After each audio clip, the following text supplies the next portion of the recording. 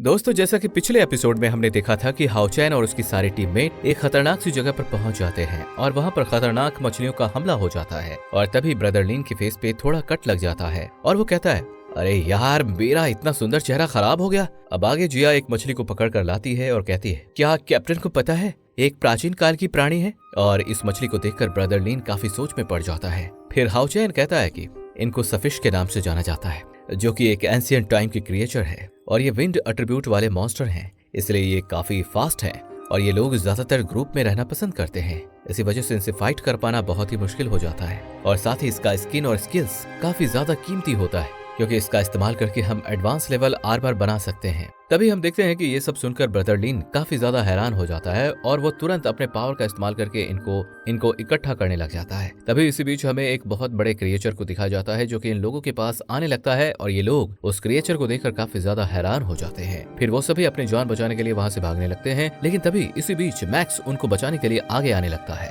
और वो इस क्रिएचर को रोकने के लिए अपने लाइट ब्लेसिंग का इस्तेमाल करके एक बैरियर को क्रिएट कर देता है और बहुत सारे मछली उन पर अटैक करने लगते हैं। फिर मैक्स कहता है कि कैप्टन, मैं ज्यादा देर तक इसके अटैक को नहीं रोक पाऊंगा, इसलिए हमें जल्द से जल्द कुछ करना होगा। फिर हाओचैन कहता है कि अब हम सभी को अलग अलग दिशा में जाना होगा और तभी मैक्स का बैरियर टूट जाता है और सभी लोग अलग अलग दिशा में भागने लगते हैं। पर सीमा शियान के पीछे बहुत सारे मछलियां पड़ जाती हैं, पर सीमा शियान को समझ में नहीं आ रहा था कि वो सबको छोड़कर मेरे ही पीछे क्यों पड़ गए हैं। तभी हाओचैन बताता है कि ये मछली लाइट और चमकने वाली चीज की तरफ ज्यादा अट्रैक्ट होती है और इसलिए हाओचैन समझ जाता है कि ये सारी मछलियां सीमा सेन के टकले को नोटिस कर लिया होगा और इसी वजह से वो सारे उसके पीछे पड़ जाते हैं। और ये देखकर हाओचैन सीमा शियान को बचाने के लिए तुरंत शेन कार्ड 11 को बाहर निकाल लेता है और वो बाहर आते ही अपने पावर की मदद से वहां पर सब कुछ फ्रीज कर देता है। और वहीं सीमा शियान कहने लगता है कि इन सभी ने तो मुझे काफी डरा दिया। तभी हम देखते हैं कि वहां पर काफी ज्यादा हलचल होने लगती है और हाओचैन समझ आता है कि अब यहाँ पर कोई बड़ा क्रिएचर आने वाला है। तभी शेन कार्ड 11 कहता है कि ये तो सारी मछलियों का किंग है और शेन कार्ड 11 ये भी कहता है कि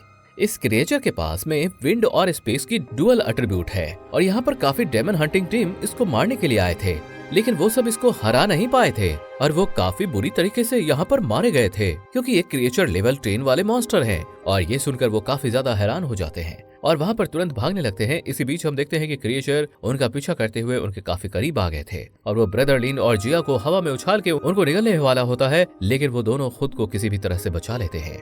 फिर हाओचैन समझ आता है कि यहाँ पर रुकना बिल्कुल भी सेफ नहीं है, इसलिए वो सभी वहां से उड़कर भागने लगते हैं, लेकिन उन सभी को कोई पावर ऐसा करने से रोक देती है। और वहीं पर हम देखते हैं कि अब वो क्रिएचर अपने पावर को एक्टिवेट करने लगा था और उसके अटैक के सामने सीमा शियान होता है। उसलिए हाओचैन उससे कहता है कि तुम जल्दी से यहाँ से हट जाओ, लेकिन वो वहाँ से हट नहीं पाता है। फिर वो क्रिएचर तुरंत उसके ऊपर अटैक कर देता है और ये देखकर शेन कार्ड 11 तुरंत अपने आइस पावर से वहाँ पर ढेर सारा बैरियर को क्रिएट करने की कोशिश करता है, लेकिन उस क्रिएचर के अटैक से वो बैरियर टूट जाता है और वो अटैक सीमा शियान को लगने वाला होता है कि सीमा शियान अपने नीचे के आइस को तोड़कर नीचे पानी में गिर जाता है और वो इस तरह से खुद को बचा लेता है। लेकिन वो क्रिएचर इतने में नहीं रुकता है और वो फिर से अपने पावर को एक्टिवेट कर लेता है और उसे देखकर सभी काफी ज्यादा घबरा जाते हैं और इसी वजह से हाओचैन तुरंत उन सभी को लेकर टर्नल टावर में आ जाता है। और वहां आते ही हम देखते हैं कि सायर को हाओचैन की काफी ज्यादा फिक्र होने लगती है और वो हाओचैन से पूछती है कि क्या तुम ठीक हो? तो हाओचैन बोलता है कि हाँ, मैं बिल्कुल ठीक हूँ। और सभी को लग रहा होता है कि वो वहाँ पर काफी ज्यादा सेफ है और इसलिए वो सभी कहने लगते हैं कि अगर कैप्टन ने ऐसा नहीं किया होता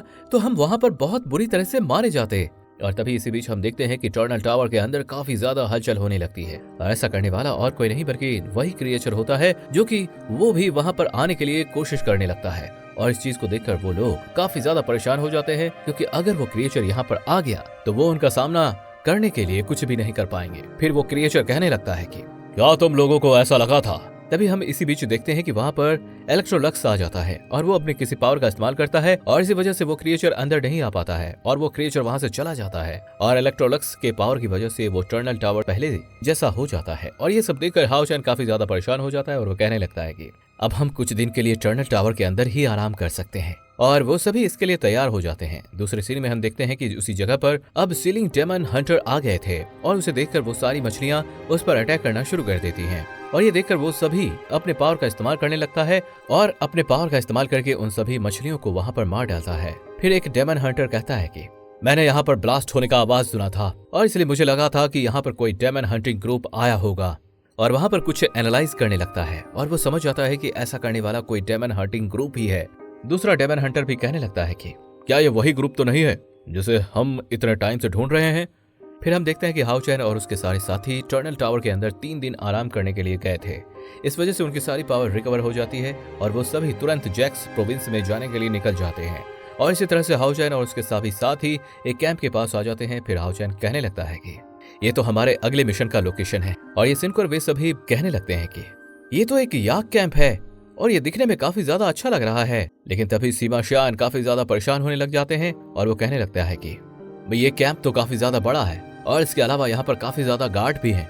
इसलिए मुझे समझ नहीं आ रहा कि हम 100 याक को हंट करने का मिशन कैसे कंप्लीट करेंगे। लेकिन हाउ चैन को इसके बारे में कुछ ज्यादा फिक्र नहीं होती है, बस वो किसी भी तरह से इस मिशन को कंप्लीट करना चाहता था। और यहीं पर ये एपिसोड एंड हो जाती है। तो दोस्तों मिलते हैं नेक्स्ट एपिसोड में। अगर वीडियो पसंद आई हो तो वीडियो को एक लाइक करके चैनल को सब्सक्राइब कर लीजिए, साथ ही बेल आइकन को भी ऑल पर सेट कर लीजिए ताकि हमारी लेटेस्ट एपिसोड सबसे पहले आप तक पहुंच सके। Thank you very much, have a great day.